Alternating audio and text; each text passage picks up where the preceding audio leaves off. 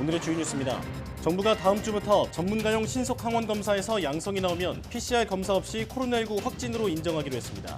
이에 따라 의료기관에서 양성이 확인되면 보건소 등에서 추가로 PCR 검사를 받지 않아도 바로 진료와 처방을 받을 수 있습니다. 다음 주부터는 또 코로나19 경증 환자의 경우 음압 병상이 아닌 일반 병상에서 치료받을 수 있도록 의료체계 전환이 추진됩니다. 60대 이상 확진자는 검사받은 의료기관에서 곧바로 먹는 치료제를 처방받을 수 있게 됩니다. 학교에서 이뤄지는 이동형 PCR 검사의 경우 콧 속이 아닌 목구멍에 면봉을 넣어 검체를 채취하는 방식이 허용됩니다. 정부는 목구멍을 통한 검사는 정확도가 떨어져 제한적인 상황에서만 허용한다며 현장에서 의료인이 판단해 진행할 것이라고 밝혔습니다. 오는 21일부터는 코로나19 백신 접종을 완료한 해외 입국자에 대해 자가격리가 면제됩니다. 면제 대상은 2차 접종을 한 뒤 14일에서 180일 이내인 사람과 3차 접종을 마친 사람입니다. 러시아의 우크라이나 침공 여파로 국제 유가가 오르면서 서울 주유소의 휘발유 평균 가격이 리터당 2,000원을 넘어섰습니다. 전국 평균 가격도 리터당 1,900원을 넘어선 가운데 서울 일부 주유소는 휘발유 값이 리터당 2,800원을 넘어선 곳도 나왔습니다.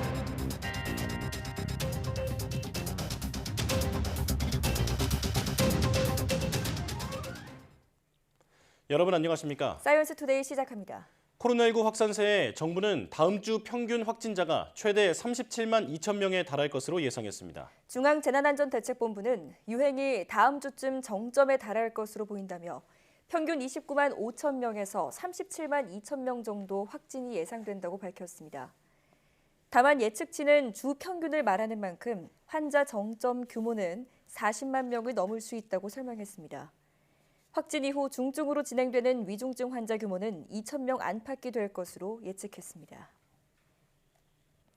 오는 14일부터는 동네 병의원에서 의료진이 실시하는 전문가용 신속 항원 검사를 받고 양성이 나오면 바로 확진으로 인정돼서 즉시 격리와 치료가 시작됩니다. 중앙재난안전대책본부는 최근 확진자가 급증하면서 전문가용 신속 항원 검사의 양성 예측도가 크게 상승했고 PCR 검사 역량도 한계에 도달해 이같이 결정했다고 밝혔습니다. 이에 따라 의료기관에서 전문가용 신속 항원 검사를 받아 양성이 확인되면 보건소 등에서 추가로 PCR 검사를 시행하지 않아도 바로 진료와 상담, 처방을 받을 수 있습니다. 보건소의 확진 판정 문자를 기다릴 필요 없이 호흡기 진료 의료기관에서 치료받을 수 있고 60세 이상의 경우 먹는 치료제도 곧바로 처방받을 수 있습니다. 오미크론 증상은 없거나 경미하지만 기저질환 치료가 필요한 입원 환자가 증가하는 가운데 정부가 일반 병실에서도 코로나19 환자를 치료할 수 있도록 의료체계 전환을 추진합니다. 이기일 중앙재난안전대책본부 제1통제관은 정례 브리핑에서 코로나 음압병실에서만 환자를 치료하는 시스템은 지속 가능하지 않고 효과성도 매우 떨어진다며 이같이 밝혔습니다. 이 통제관은 그러면서 지난달 말부터 내과와 신경과 등 10개 병동에서 코로나19 확진자 17명을 감염 사례 없이 관리하는 서울대병원 사례를 소개했습니다. 중대본은 음압병실이 아닌 일반 병실과 수술실에서도 코로나19 환자를 치료할 수 있도록 지난 8일 의료기관 감염 예방 관리 지침을 개정했습니다. 교육부가 학교에서 진행하는 PCR 검사 때 콧속이 아닌 목구멍에 면봉을 넣어 검체를 채취하는 방식을 허용했습니다. 교육부는 최근 현장 이동형 PCR 검사 운영기관에서 목구멍에서 검체를 채취하는 구인두 도말 검사를 해도 되는지 문의가 들어와 검토 후 방역당국 지침에 따라 허용했다고 밝혔습니다. 이에 따라 대구와 부산 등 일부 교육청에서 현재 이 방식을 사용하고 있습니다.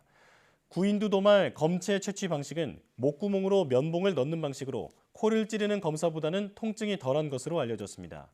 또 기존에 논란이 됐던 침을 사용하는 타액 검사와는 다른 방식입니다. 정부는 최근 코로나19 사망자가 급증해서 전국적으로 화장시설 부족 현상이 나타나자 화장시설을 확대 운영하는 방안을 추진합니다. 중앙재난안전대책본부는 겨울철 계절적 요인으로 사망자가 증가한 데 더해 오미크론 변이 확산으로 코로나19 사망자가 급증하고 화장시설 수요가 몰렸다고 분석했습니다. 그 때문에 화장을 예약하지 못해 사망 3일 차에 화장하지 못하고 3일장도 제대로 치르지 못한 사례가 많아진 것으로 파악했습니다. 복지부는 화장 운영 극대화를 위해 지난 4일 전국 60개 공설 화장시설에 운영 시간과 화장 회차를 늘리고 예비 화장로를 추가 운영할 것을 요청했습니다. 오는 21일부터 코로나19 백신 접종을 완료한 해외 입국자에 대한 격리가 면제됩니다. 지금은 해외 입국자의 경우 백신 접종력과 관계없이 입국 전 PCR 음성 확인서 제출과 함께 7일간 자가 격리를 해야 합니다. 중앙재난안전대책본부는 오는 21일부터 국내와 해외에서 백신 접종을 완료하고 접종 이력을 등록한 사람에 한해 일주일 자가 격리를 면제하고 다음 달 1일부터는 해외에서 접종했지만 이력을 등록하지 않은 사람까지 격리 면제를 확대 적용한다고 밝혔습니다. 격리 면제 대상은 세계보건기구가 승인한 백신 예방접종 완료 기준에 따라 백신 2차 접종 뒤 14일이 지나고 180일 이내인 사람과 3차 접종자입니다. 지난해 말 미국 LA에서 대면 공연을 연 방탄소년단이 2년 반 만에 서울에서도 공연을 재개했습니다. 코로나 방역 조치 때문에 관중들은 박수 소리가 나는 응원 도구로 함성을 대신했는데요. 방탄소년단은 이번 공연이 끝나면 미국으로 가서 그래미 시상식에 참석합니다. 이승은 기자가 보도합니다. 2년 반 만에 서울 대면 공연 무대에 오른 방탄소년단. 춤추는 데는 허락이 필요 없다는 메시지와 함께 온이라는 노래로 막을 올렸습니다. 코로나 때문에 2년 전 발표만 하고 한국 공연장에서는 선보이지 못한 노래입니다. 저희가 언제 한번 이렇게 박수로 맞는 콘서트를 해보겠습니다. 역사에 남을 콘서트예요. 그렇지 않습니까? 미시민들이야. 오미크론 변이 대확산 속에 열리는 콘서트. 입국 뒤 7일간의 격리 등의 불편함에 국내 거주 외국인이 아닌 해외 입국자는 그리 많지 않았습니다. Yes, I was negative, but I have to do the quarantine. That's a human feeling, you know. They are really sociable and they are really true to themselves and they are really grateful for what they have. 팬들은 함성과 떼창 대신 아미밤을 흔들고 종이를 부채처럼 접어 만든 도구로 소리를 내며 화답했습니다. 이렇게 클래퍼를 만들어서 저희들끼리 박수도 그렇고 환호는 못하지만 이걸로 우리의 목소리를 대신할 수 있다고 생각합니다. 정부는 코로나 상황을 감안해 야외인 잠실 종합운동장 주 경기장 좌석의 23% 수준에서 공연 허가를 내줬습니다. 관객은 15,000명 정도로 우리나라에서는 코로나 사태 이후 최대 규모입니다. 주최 측은 이번에도 전 세계에 온라인으로 공연을 중계하며 이른바 하이브리드 공연을 진행했습니다. 오는 토요일 공연은 전 세계 60개국 극장에서도 중계됩니다. 방탄소년단은 세 차례인 이번 공연이 끝나면 미국으로 건너가 다음 달 3일 그래미 시상식에 참석합니다. 이후 라스베이거스에서 대면 콘서트를 열 예정입니다. YTN 이승은입니다. 서울시는 확진자 통보 직후 모바일 재택치료 페이지 안내 문자를 즉시 발송해 격리 정보 확인부터 비대면, 대면 진료 예약까지 가능하도록 지원한다고 밝혔습니다. 모바일 코로나19 재택치료 통합 페이지는 각 안내사항 아이콘을 클릭하면 해당 정보 사이트로 바로 연결되도록 만들어졌습니다. 또 전화 상담과 처방이 가능한 동네 병의원 확인, 비대면 진료 예약, 외래진료센터 등 대면 진료 예약 등이 가능합니다. 격리 생활 상담을 하는 행정안내센터에 전화 연결도 할 수 있습니다. 코로나19 장기화에 따른 학습 결손 우려가 커진 가운데 지난해 사교육비 총액이 23조 4천억 원을 기록했습니다. 코로나19 유행 이전보다 늘어났고 2007년 조사 이래 가장 큰 규모입니다. 교육부는 전국 초중고등학교 3천여 개 학급 약 7만 4천 명을 대상으로 한 2021년 초중고 사교육비 조사 결과를 발표했습니다.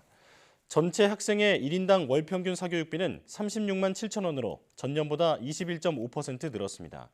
특히 초등학생 사교육비가 32만 8천 원으로 전년보다 40% 가까이 급증하며 증가폭이 가장 가팔랐습니다. 코로나19로 단축됐던 서울 지하철 심야 운행이 약 석 달 만에 정상화됩니다. 서울시는 사회적 거리 두기가 완화되고 다중이용시설 영업시간이 오후 11시로 연장되면서 대중교통 심야 단축 운행을 전면 해제한다고 밝혔습니다. 이에 따라 서울 지하철 2호선과 5호선에서 9호선, 우이신설선은 오는 14일부터 4호선은 19일, 3호선은 다음 달 1일부터 순차적으로 운행이 정상화됩니다.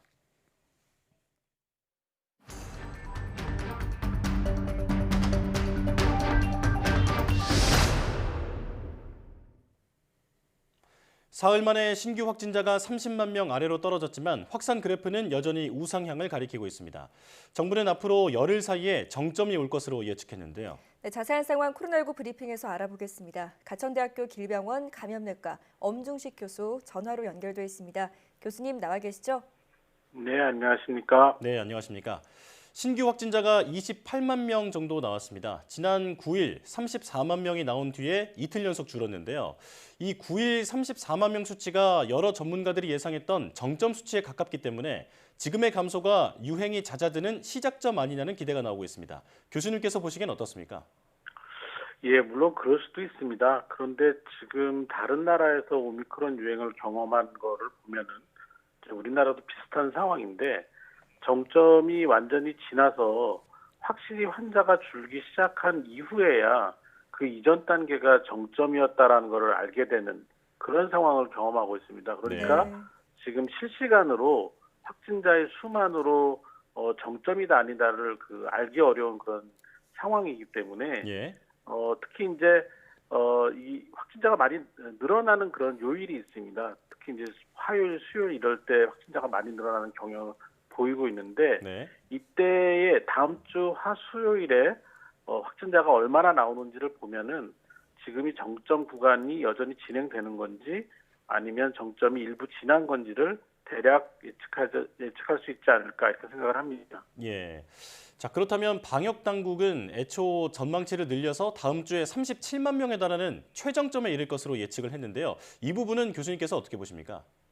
앞서 말씀드린 것처럼 지금이 그 정점의 그 기간일 수 있습니다. 그러니까 우리나라는 오미크론 유행과 관련돼서 어떤 특정한 그 꼭지점을 찍는 형태의 정점이 존재하지 않고 예. PCR 검사가 얼마나 감염된 사람들한테 많이 이루어지느냐에 따라서 숫자의 폭이 왔다 갔다 하는 그런 상황에서 많은 환자가 오랫동안 나오는 그런 고원 형태의 정점을 보일 것이기 때문에 다음 주에도 검사 양상이나 전파 양상에 따라서는 더 많은 환자가 나올 수도 있다고 생각을 합니다. 그렇군요. 네.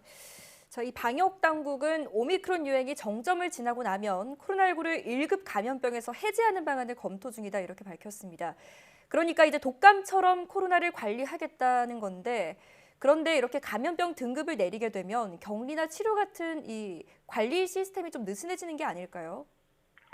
예, 이제 신종 감염병이 이 1급 감염병으로 지정이 된 이유는 이제 이 병의 양상이라든지 치명률 이런 것들을 잘 알지 못하고 적절한 예방법이나 치료제가 없을 때 이제 1급 감염병을 지정을 하게 되는데요. 예. 이미 이제 코로나19의 경우는 2년 정도 우리가 대응을 해왔고 백신도 있고 그리고 이제 치료제도 개발이 돼서 보급이 되고 있는 상황이고 치명률도 많이 떨어졌습니다. 이렇기 때문에 법정감염병의 등급을 바꾸는 문제는 이제 적극적으로 고민을 해봐야 되고 결정을 곧 내려야 될 거라고 보고 있고요. 예. 근데 이제 이렇게 되면은 이제 그동안 이제 격리나 치료와 관련된 비용들을 국가가 부담했던 것들이 개인에게 이제 부담이 일부 될 수 있는 문제들이 생기게 되는데 네. 이런 변화는 사실 어쩔 수 없는 그런 질병의 변화에 따른 그런 시스템의 변화라고 볼 수 있겠습니다. 예. 자, 일단 지금이 정점인지 아직 더 기다려야 할지 모르지만 정점을 찍은 뒤의 변화가 관심입니다. 미국이나 유럽은 정점 이후에 신규 확진자가 빠르게 줄면서 그래프가 뾰족한 모양이 나왔거든요. 그런데 우리는 유행도 완만하게 증가한 만큼 감소세도 완만하게 오래 지속될 거라는 분석이 있습니다. 어떻게 보십니까? 일단은 우리나라가 12세 미만에서는 백신 접종을 못했습니다. 네. 그리고 이 오미크론의 유행 양상을 보면 돌파 감염이 상당히 많이 나오고 있기 때문에 예. 아무래도 그 감소의 그 기울기가 빠르고 좀 속도감 있게 기울 것 같지는 않고 네. 상당히 천천히 느리게 감소를 해서 5월 말쯤 돼야지 오미크론 유행이 시작되기 이전 단계까지 감소하지 않을까 이렇게 예측을 하고 있습니다. 예. 자, 만약 완만한 감소세를 보인다면 그 방역을 풀면서 일상으로 복귀하는 시기는 대략 언제쯤으로 예상하십니까? 뭐 방역 입장에서만 보면은 확실히 안정적인 그런 관리가 될 수 있는 뭐 5월쯤에 방역 완화의 결정을 했으면 좋겠지만 네. 지금 그 새로운 정부가 어떻게 할지는 조금 두고 봐야 되는 문제인 것 같고 예. 그리고 앞으로의 유행 상황에 따라서는 야외 공간이나 또는 뭐 이렇게 사람들이 많이 모이지 않는 그런 공간에서는 좀 방역이 더 완화될 가능성도 있어 보이기 때문에 이 부분은 조금 더 그 전문가들하고 방역 당국하고 좀 충분히 논의를 해봐야 될 필요가 있다고 봅니다. 네. 자, 또 더 문제는 이 확진자 정점을 찍고 나서 2, 3주 시차를 두고 위중증 환자가 늘어났잖아요. 자, 그렇다면 지금부터 한 달 뒤 위중증 환자와 사망자가 또 급격하게 늘 수 있을 텐데 이때 병상 대란이 올 수 있는 것 아닐까요? 예, 사실 지금 그게 가장 문제점인데요. 지금 지난주부터 이번 주까지 그리고 이제 새로 오는 주까지의 그 유행이 그 유행의 결과물이죠. 그러니까 위중증 네. 환자가 이제 계속해서 누적이 되는 상태에서 이제 사망자가 더 많이 나올 가능성이 아주 높다고 보고 있고요. 네. 이제 이런 가운데 지금 2,700개가 넘는 중환자 병상이 확보는 되어 있지만 이게 여러 가지 이유로 운영이 안 될 수가 있습니다. 기자재가 준비가 안 됐거나 아니면 이 중환자 진료를 해야 되는 의료진의 공백이 발생할 수가 있기 때문에 이런 그 병상의 그 확보와 운영과 관련돼서 실시간으로 정부가 좀 점검을 해야 되고 그 운영 상황에 따라서 실제로 이제 이 중환자 진료를 효율적으로 하기 위해서 어떤 결정을 해야 될지도 미리 약속을 좀 해야 된다고 봅니다. 네. 자, 사망자와 위중증 환자 증가 가능성이 큰 만큼 이제 철저하게 대비를 해야 할 텐데 정부가 전문가용 신속 항원 검사에서 양성이 나오면 PCR 검사를 따로 하지 않아도 확진으로 보기로 했습니다. 이렇게 되면 하루 확진자 숫자는 더 커질 수도 있겠네요. 예, 아무래도 PCR 검사에 비해서 신속 항원 검사가 좀 더 검사가 용이하고 결과도 빨리 확인을 할 수 있기 때문에 확진자는 더 많이 늘어날 가능성이 많다고 보는데요. 네. 문제는 이제 위양성, 그러니까 가짜 양성인 분들 같은 경우 그 전에는 이제 PCR로 확인하는 그런 과정을 거쳤는데 이제 그 과정이 없어졌기 때문에 경우에 따라서는 실제 확진 상황이 아닌데 격리를 하거나 약을 먹어야 되는 그런 상황이 생길 수가 있다라는 점이고요. 예. 근데 이 부분은 실제로 이제 그 일부에서만 나타나는 현상인데 PCR 검사를 기다리면서 생기는 지연 현상이나 그 과정에서 코로나19가 악화되는 것을 생각을 하면 뭐 이 정도의 그 오류는 감수해야 된다고 판단을 한 것 같습니다. 예. 지금의 그 유행 상황에서는 한시적으로 이런 그 결정이 의미가 있다고 생각을 합니다. 네. 그렇군요. 자, 말씀하신 것처럼 전문가용 신속 항원 검사는 코 속 깊숙이 찌르는 비인두 검사 방식이긴 하지만 이 PCR 검사보다는 정확도가 떨어지는 것으로 알려져 있잖아요. 가짜 양성이나 가짜 음성이 나올 가능성을 배제할 수 없다고 보시는 거죠?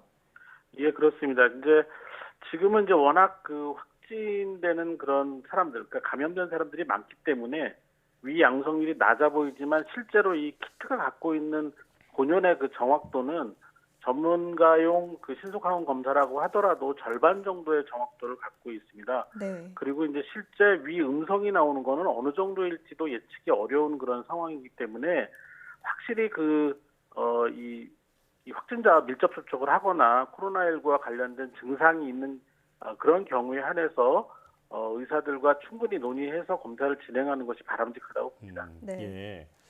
자, 사실 유행을 크게 겪은 다른 나라들을 보면 이제 방역 규제를 풀고 코로나19 사태를 엔데믹, 그러니까 풍토병 유행으로 여기기 시작했는데요. WHO는 아직 종식까지는 멀었다는 경고를 내놨습니다. 교수님께서는 어떻게 보십니까? 일단 엔데믹 상황이 된다고 하더라도 그거는 계속해서 여러 해 동안 우리 의료 체계나 사회 체계에서 부담이 된다라는 걸 의미하는 거고요. 그게 네. 그냥 안전한 상황이 된다라는 거는 절대 아닙니다. 지금처럼 큰 유행이 안 생길 뿐이지 지속적으로 우리 사회에서 위협적인 요인으로 남아있는다라는 의미가 되겠고요. 예. 그리고 또 하나는 엔데믹이 되려면 결국에는 새로운 변이가 발생하면 안 됩니다. 새로운 변이가 어디선가 발생을 해서 국내로 유입이 되면 다시 엔데믹 상황이 아니라 유행 상황이 되는 거기 때문에 네. 이런 점들이 확인이 돼야지 이런 엔데믹과 관련된 논의가 가능하다고 생각을 하고 있습니다. 예. 네. 자, 여기까지 듣겠습니다. 지금까지 가천대학교 길병원 감염내과 엄중식 교수와 함께했습니다. 교수님 잘 들었습니다. 감사합니다.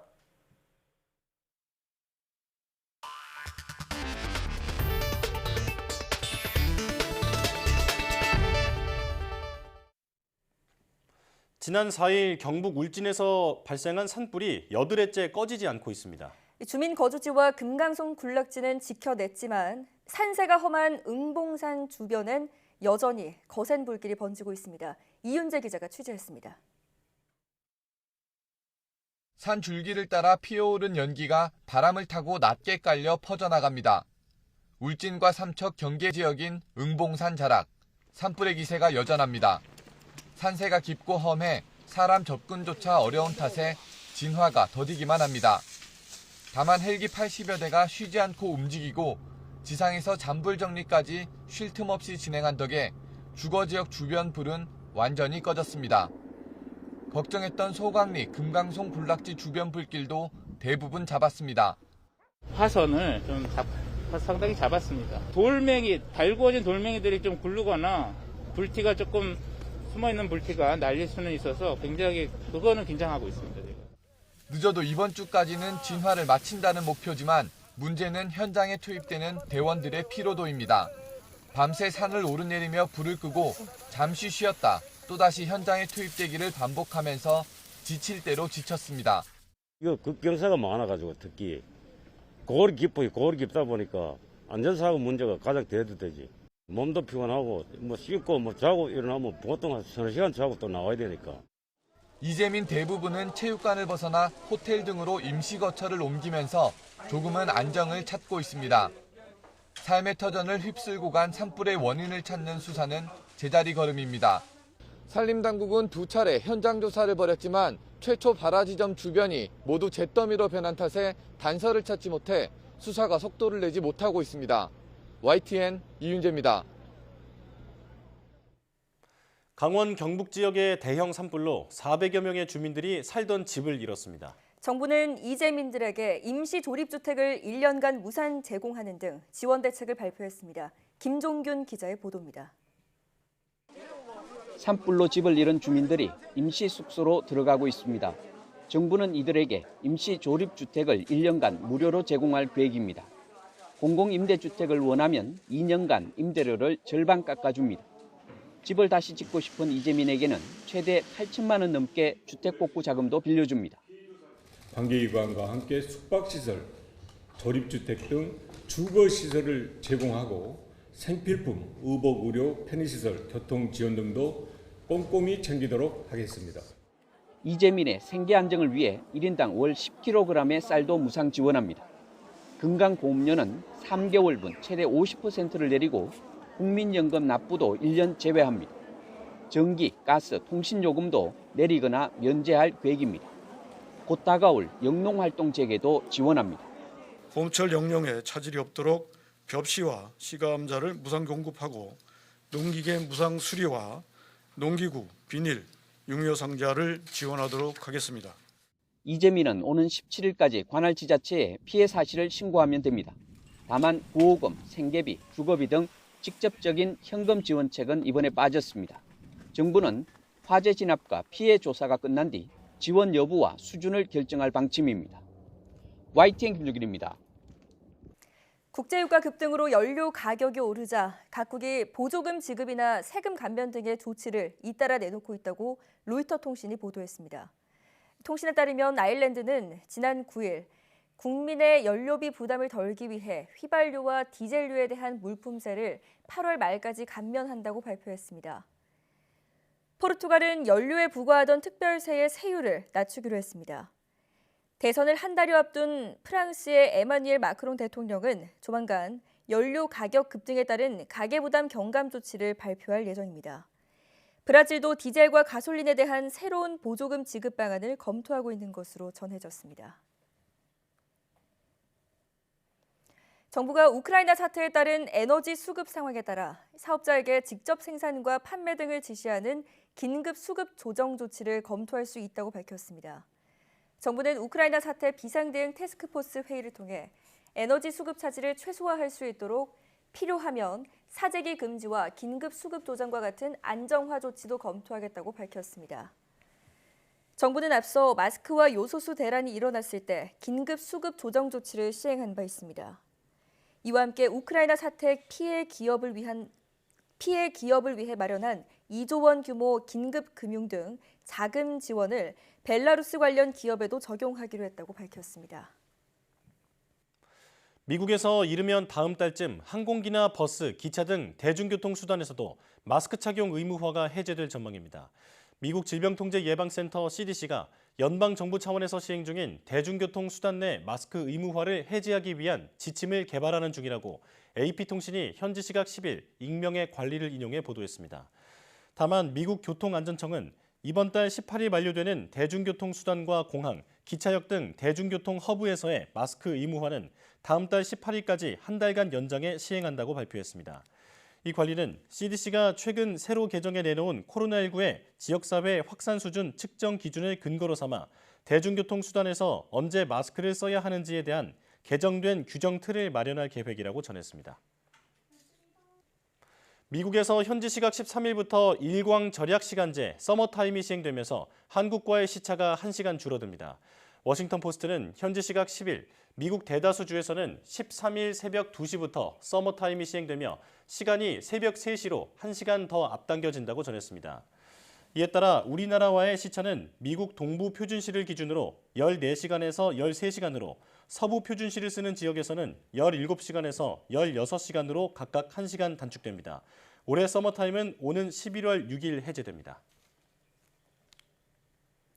유럽연합 EU 27개 회원국들이 비공식 정상회의를 열고 우크라이나가 요청한 EU 신속 가입 문제 등을 논의하고 있는데 사실상 거부 쪽으로 의견을 모은 것으로 전해지고 있습니다. 다만 EU 정상들은 러시아에 대한 강력한 제재 의지를 다시 한번 확인하고 우크라이나에 대해서는 유대와 협력을 강화하겠다는 뜻을 밝혔습니다. 강성옥 기자가 보도합니다.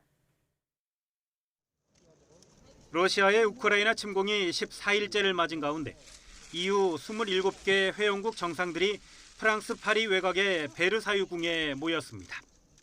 이틀간의 일정으로 러시아 제재와 우크라이나 지원 문제를 논의하고 있습니다.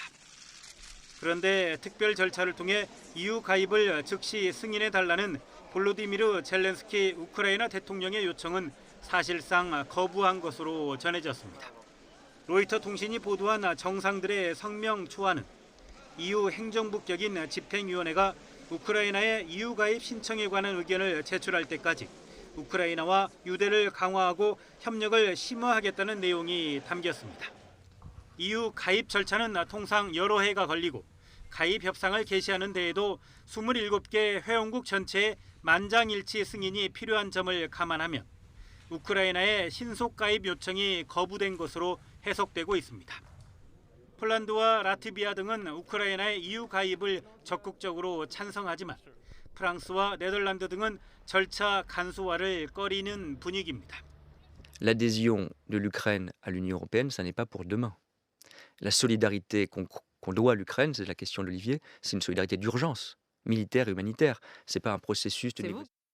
성명서 초안에는 러시아에 대한 제재를 반드시 이행할 것이며 필요하다면 러시아와 침공을 도운 벨라루스에도 추가 조치를 할 준비가 돼 있다는 내용도 들어 있습니다.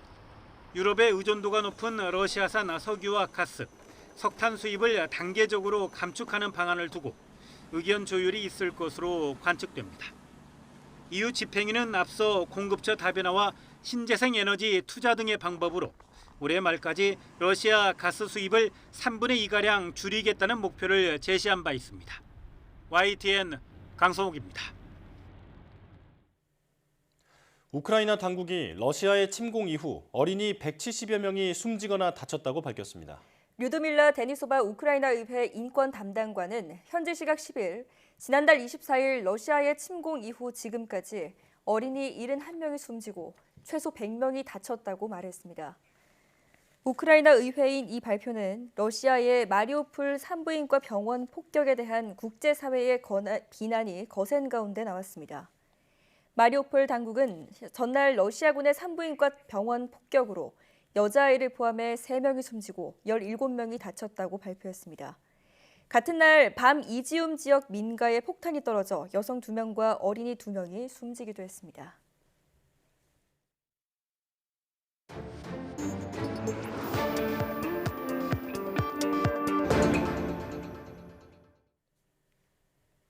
한 주간 가장 주목받은 과학 소식을 되돌아보는 사이언스 핫5 시간입니다. 네, 이번 주에는 어떤 이야기가 시청자들의 주목을 받았을까요? 최소라 기자와 함께 알아보겠습니다. 어서 오세요.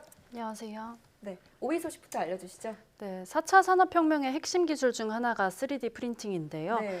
정부가 3D 프린터 이용자의 작업 환경을 개선하기 위해서 3D 프린팅 안전 강화 대책을 발표했습니다. 예.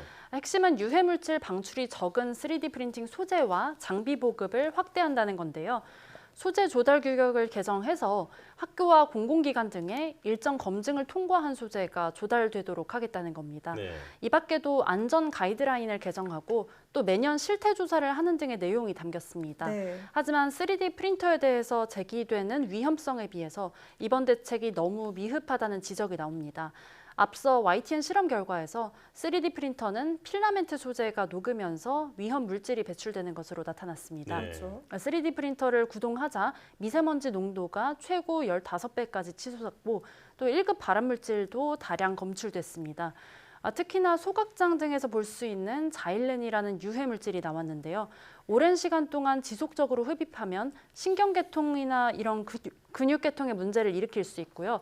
또 암을 유발할 가능성까지 있었습니다. 네. 또 실제로 3D 프린터를 집중적으로 사용했던 교사 다수와 또 학생까지도 육종암 등 희귀암에 걸린 것으로 나타났습니다. 네. 특히나 저가의 중국산 필라멘트에서 유해 물질이 많이 나오는 것으로 나타났는데요. 네. 이번 대책에는 이런 위험 요소가 있는 3D 프린팅 소재가 국내에 유입되는 것을 규제하는 방안이 포함되지가 않았습니다. 또 이런 희귀암에 걸린 교사들과 학생에 대한 역학조사 계획도 포함되지가 않았습니다. 게다가 당초 올해 예산안에서 삭감됐던 3D 프린터 이용자 안전 관련 예산 또 73억 원이 여전히 반영되지 않았다는 점도 아쉽습니다. 예, 좀 빠진 부분이 많아 보이는데 그 학생들에게 새로운 기술을 보여주고 싶어서 열심히 그 연습하셨던 선생님들이 이제 고통받고 있다고 하니까 그게 가장 가슴이 아픕니다. 앞으로는 이런 일이 없도록 제도를 잘 마련해야겠네요. 자, 4위 소식은 뭔가요? 네, 지난 10일이 세계 콩팥의 날이었습니다. 네. 만성 콩팥병에 관한 소식이 시청자들의 관심을 끌었습니다. 예. 콩팥은 몸속의 노폐물을 소변으로 배출할 수 있도록 하는 역할을 하고 있기 때문에 우리 몸의 정수기라고도 불리는데요. 예. 전 세계 10명 가운데 1명꼴로 콩팥 기능에 만성적인 이상이 생기는 만성 콩팥병을 겪는다고 합니다. 네. 콩팥병의 초기 증상은 소변에 피가 섞여서 나오거나 또 소변에 거품이 일거나 신체가 붓거나 고혈압이나 허리 통증이 생기는 건데요. 이런 증상이 있다면 콩팥 문제를 의심해보고 또 검진을 받아야 하겠습니다. 또 특히나 고혈압이나 당뇨 그리고 동맥경화를 앓는 사람이 콩팥병을 주의해야 한다고 합니다. 콩팥병에 많은 혈관이 있는 만큼 이런 콩팥병은 이 같은 심혈관계 질환과도 연관이 높은 것으로 나타났습니다. 네. 또 비만도 콩팥병의 위험 요인으로 꼽혔습니다.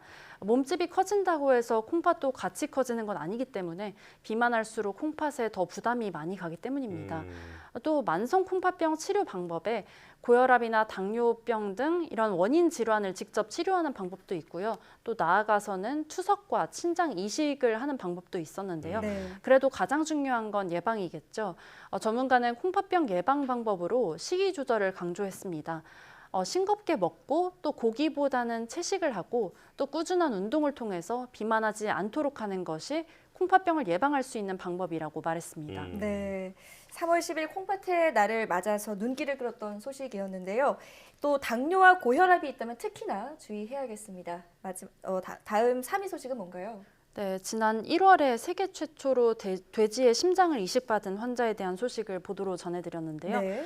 환자가 이식 수술 2달 만에 결국 사망했습니다. 미국 메릴랜드대 의료센터는 돼지 심장을 이식받은 데이비드 베넷이 8일에 숨을 거뒀다고 밝혔습니다. 네. 아직은 사망 원인이 밝혀지지는 않았습니다. 의료센터 측은 며칠 전부터 환자 상태가 좋지 않았다고만 밝히고 또 아직 검사를 마치지 않았다면서 검사 결과를 의학저널에 발표할 계획이다 이렇게 말했습니다. 네. 수술을 받은 환자는 말기 신부전 환자였습니다. 이번 이식 수술에 사용된 돼지 심장은 인간 면역 체계에 거부 반응을 일으키는 목적은 돼지 유전자를 제거하고 또 인간 유전자를 삽입한 유전자 조작 심장이었습니다. 이번에 베넷이 이식 후 두 달간 생존하게 되면서 이종간 장기 이식 사례로는 가장 오래 생존한 사례로 기록됐는데요. 네. 과거에는 이종 장기 이식 수술 이후에 가장 오래 생존한 기록이 1984년도에 미국에서 원숭이 심장을 이식받은 아기가 21일간 생존한 사례였습니다. 비록 이번에도 수술받은 환자가 사망했지만 환자의 데이터를 분석하면 이종장기 이식 분야가 더 빨리 발전하는 데 도움될 것이다. 이렇게 전문가들은 말했습니다. 네. 사실 그 이식받았던 분이 알고 보니 흉악범이었다고 해서 다른 논란도 좀 많았던 그런 일이었는데 의학적으로는 큰 기대를 받았잖아요. 네, 앞으로 빨리 기술이 완성됐으면 좋겠습니다. 자, 이제 2위 소식이죠? 네, 그렇습니다. 지난 9일에 20대 대선 투표가 있었죠. 이번 투표는 사상 처음으로 코로나19 확진자가 투표에 직접 참여했는데요. 확진자들은 선거 당일에 오후 5시 50분부터 외출이 허가됐고요. 또 일반 유권자가 퇴장한 뒤에 6시부터 7시 반까지 투표를 할 수 있었습니다. 네. 앞서서 사전투표 이틀째에도 확진자와 격리자 투표가 허용됐었는데요. 외출 시간이 일반 유권자와 겹친다는 지적과 함께 또 투표용지를 사무원에게 직접 넣지 않고 사무원에게 전달한 방식 등이 지적이 됐었습니다. 이런 점들을 개선한 결과 이번 본선거는 사전투표 때와는 달리 차분한 분위기에서 진행됐다는 평가를 받았습니다. 네. 또 이와 함께 이번 확진자 투표가 현재의 코로나19 확산세에 큰 영향이 없을 것이라는 전망도 나왔습니다. 네. 이미 하루 확진자가 20만 명에서 30만 명대로 발생을 하고 있는 데다 또 대선을 앞두고 방역 정책이 크게 완화됐기 때문에 투표가 확산의 기폭제가 되기는 어렵다는 겁니다. 네. 또 전문가들은 앞으로도 2주가량은 30만 명 안팎의 확진자 발생이 불가피하다고 보고 있습니다. 네. 자, 이제 1위 소식이죠? 네, 그렇습니다.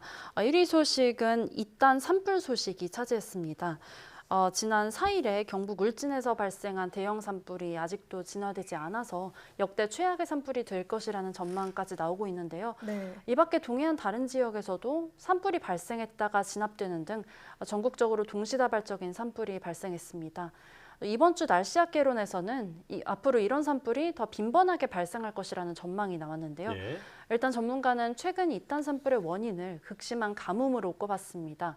실제 올해 겨울 강수량은요, 평년의 10%대에 불과한 수준인데 기상청 관측이 시작된 1973년 이후로 가장 건조한 겨울이었습니다. 네. 게다가 강원 영동 지역은 지리적 특성으로 봄철에 강풍이 불기 때문에 대형 산불이 쉽게 발생할 수 있는 조건이 조성되기도 했습니다. 전문가는 지구온난화로 인해서 앞으로 지구가 더 뜨거워지고 건조해지면서 산불이 증가할 것으로 예상했습니다. 예. 산림과학원에 따르면 기온이 1.5도씨 상승하면 산불 기상지수가 8.6% 오르는 것으로 나타났습니다. 네. 이런 대형 산불은 세계적인 문제입니다. 대표적으로 미국 남서부 지역도 2000년부터 기온이 상승하고 또 강수량이 줄면서 가뭄과 함께 대형 산불이 발생하는 악순환을 겪고 있거든요. 조나선 오버팩 미시간대 환경학부 학장은요. 기후변화를 멈추기 위한 행동에 나서지 않는다면 훨씬 더 나빠질 수 있다라고 경고하기도 했습니다. 네. 역시 산불 소식이 가장 큰 관심을 받았는데요. 저도 이번 동해안 산불 보니까 기후 위기라는 게 정말 몸으로 실감이 되더라고요. 기후 변화를 막기 위한 노력을 서둘러야겠습니다. 자, 사이언스 핫5 최소라 기자와 함께했습니다. 고맙습니다. 감사합니다.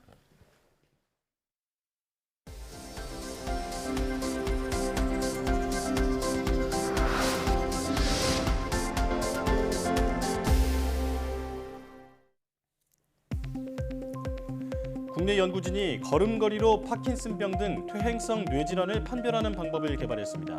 가톨릭대 의정부 성모병원 변선정 교수팀은 환자의 신발 안창에 센서를 달아 수집된 보행 정보로 퇴행성 뇌질환을 판별하는 방법을 개발해 특허 출원했다고 밝혔습니다. 연구팀은 개발한 판별법을 사용한 결과 파킨슨병의 경우 예측 정확도가 98.1%에 달했으며 뇌질환을 혈관성과 퇴행성으로 구분하는 정확도 또한 83.2%로 나왔다고 설명했습니다. 여성 암 생존자 3명 중 1명 정도는 암 회복 기간에 다리가 붓는 하지 림프 부종을 겪는다는 연구 결과가 나왔습니다. 미국 오하이오 주립대 연구팀은 자궁 내막암과 대장암, 직장암, 난소암을 진단받은 여성 900명을 대상으로 조사한 결과 32%인 292명에게서 암 치료 후 회복 기간에 하지 림프 부종이 발생했다고 밝혔습니다. 연구팀은 암을 겪은 후 나타나는 림프 부종은 항암 치료가 림프절 순환을 막거나 방해해서 발생하는 것으로 여성 암 생존자는 다리에 붓기가 나타나는 즉시 물리치료를 시작해야 한다고 설명했습니다. 우리나라 산림 지역에 지난 4년 동안 산성비가 덜 내려 토양 산성화가 개선되고 있다는 연구 결과가 나왔습니다. 국립산림과학원은 2018년부터 지난해까지 전국 산림지역 65곳에서 토양과 강우의 pH, 질소산화물의 농도를 조사한 결과 토양 산성화가 개선되고 있는 것을 확인했다고 밝혔습니다. 특히 조사한 산림지역 65곳 중 춘천과 청주 등 32곳은 1년 내내 산성비가 내리지 않은 것으로 확인됐습니다. 연구팀은 산림지역 지난해 강우 pH는 5.8로 2018년에서 2020년 3년 평균값인 5.69보다 증가했으며 토양 pH 역시 2020년 4.73에서 지난해 4.82로 올라 토양의 산성화가 회복되고 있다고 설명했습니다. 카이스트가 국민의 제안으로 파격적인 도전 과제를 발굴하는 공모전을 개최합니다. 올해 처음 열리는 카이스트 크레이지데이 아이디어 공모전에서는 하루 동안 총장되기, 직위 대신 이름 부르기, 필기 제로 수업 해보기 등 평소 하기 어려웠던 모험적이고 창의적인 아이디어를 모집합니다. 다음 달 8일까지 전 국민 누구나 지원할 수 있으며 카이스트는 공모전에서 뽑힌 아이디어를 실행하는 카이스트 크레이지데이 행사를 오는 5월에 개최할 예정입니다.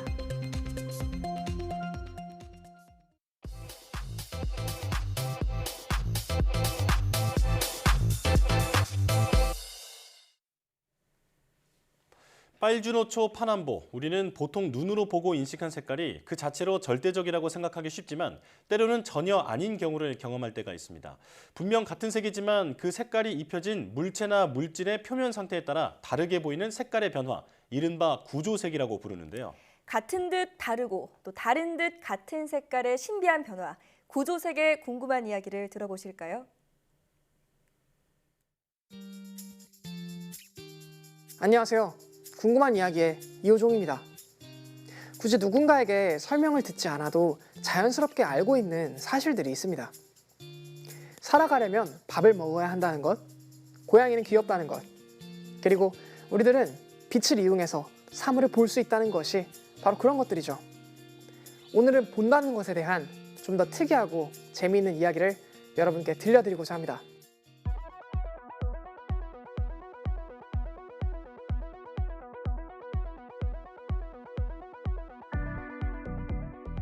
기본적으로 나비의 날개는 아주 다채로운 색을 띠고 있는 것으로 유명합니다. 때로는 천적에게 공포감을 주기 위해 무서운 얼굴처럼 보이기도 하고 때로는 다른 나비를 유혹하기 위한 치장처럼 보이기도 합니다. 그런데 정말 놀라운 것은 나비의 이러한 다채로운 색이 나비가 지니는 본래의 색이 아니라는 사실입니다. 그렇다면 대체 어떻게 이렇게 예쁘고 다채로운 색을 가질 수 있는 걸까요? 보통 우리가 물체의 색을 볼 때 대개는 물질 고유의 색을 보게 됩니다. 대상 물질이 지닌 특정한 영역대의 빛이 파장이 반사되어 나타내는 색. 그 색을 인지하여 대상의 색을 인식하게 되는 것입니다. 그런데 물질이 지닌 고유의 색, 즉 고유의 파장이 아닌 색을 보게 될 때가 있습니다. 우리가 눈으로 볼 수 있는 빛의 파장은 약 400나노미터에서 700나노미터인데요. 어떠한 물질의 구조가 우연히도 빛의 파장의 길이와 비슷한 간격의 구조를 가질 때가 있습니다. 이렇게 되면 특정한 파장 영역의 빛만을 반사하여 물체가 어떤 색을 지니지 않았더라도 그 색으로 보이는 경우가 있습니다. 이것을 우리는 물질의 구조에 의해 나타내는 색이라고 하여 스트럭처럴 컬러, 구조색이라고 부릅니다. 나비의 날개 역시 이러한 구조색의 대표적인 예시라고 할 수 있습니다. 여러분이 보시고 계신 이 곤충은 모포나비라는 이름을 가진 예쁜 나비입니다.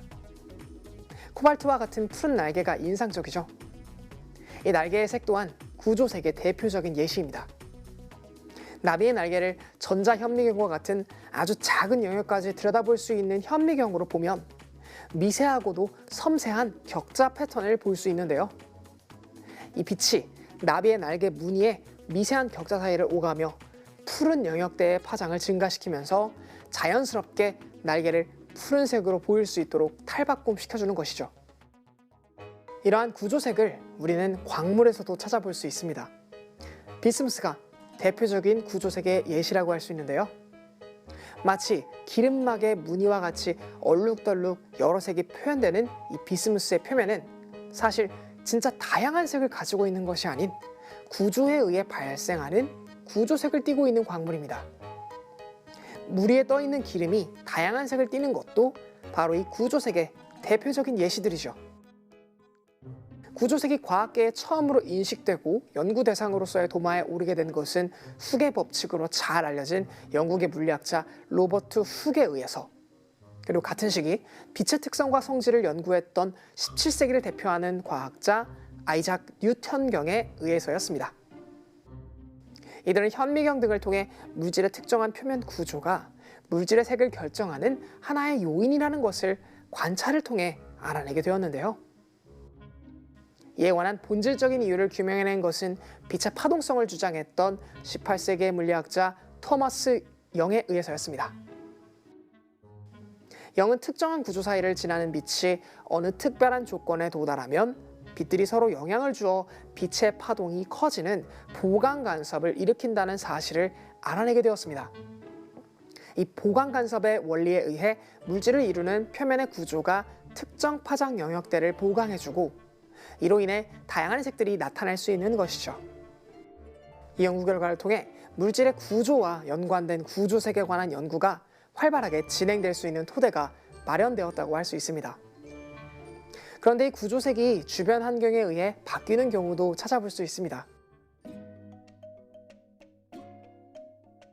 여러분이 보시고 계신 이 곤충은 헤라클레스 장수풍뎅이라는 이름의 곤충입니다. 남해에만 서식하는 이 곤충은 놀랍게도 습도에 따라 색깔이 변하는데, 습도가 낮을 때에는 황갈색으로, 반대로 습도가 높을 때에는 검은색으로 변한다는 특징을 가지고 있습니다. 이는 헤라클레스 장수풍뎅이를 이루고 있는 표면 조직들이 특정한 간격으로 배열되었기 때문에 발생하는 구조색의 한 예시입니다. 재미있는 점은 습도에 따라 헤라클레스 장수풍뎅이의 껍질 구조 안으로 물이 침투하면서 공기 대신 물이 채워지게 되고, 이를 통해 껍질의 색이 변한다는 것입니다. 물과 공기 안에서 진행하는 빛은 속도가 달라집니다. 때문에 이 속도 차이에 의해서 간섭이 일어나는 빛의 파장이 달라지게 되고, 이러한 차이에 의해 구조색이 변할 수 있었던 것이죠. 개념만 들어보면 생소할지 모르는 이 구조색이라는 매력적인 대상은 우리 주변의 자연을 다채롭게 보이도록 하는 것을 넘어 이것을 공학적으로 활용한 다양한 사례들을 일상에서 찾아볼 수 있습니다. 유기물로 이루어져 있으면서 휘발성이 강한 물질들 중 몇몇은 인간에게 치명적인 독이 될 수 있습니다. VOC라는 물질도 마찬가지인데요. 그런데 앞서 헤라클레스 장수풍뎅이가 습기를 흡수해 몸을 검은색으로 바꿨던 것과 비슷하게 이 VOC를 흡수해 색을 변화시키는 센서를 만들어낼 수 있습니다. 우리 주변에서 종종 볼 수 있는 뜨거운 물을 부었을 때 색이 변하는 머그컵이 이 원리를 쓰고 있죠. 또 이러한 원리를 잘 조절하면 카멜레온과 같이 배경에 맞게 색을 변화할 수 있는 필름을 만들 수도 있습니다. 이처럼 자연에서 나타나는 특성을 모사해 새로운 문제 해결법을 만들어내는 것을 우리는 자연 모사라고 부릅니다. 머그컵과 색이 변하는 필름 또한 자연에서 나타나는 구조색의 특성을 자연 모사를 통해 활용한 대표적인 사례라고 할 수 있죠. 우리 주변에서 찾아볼 수 있는 자연 모사의 사례는 또 무엇이 있을까요? 생각보다 훨씬 더 우리 주변에는 면밀히 들여다보면 놀랍고 재미있는, 그래서 신기한 것들이 많이 있답니다. 이상 궁금한 이야기였습니다.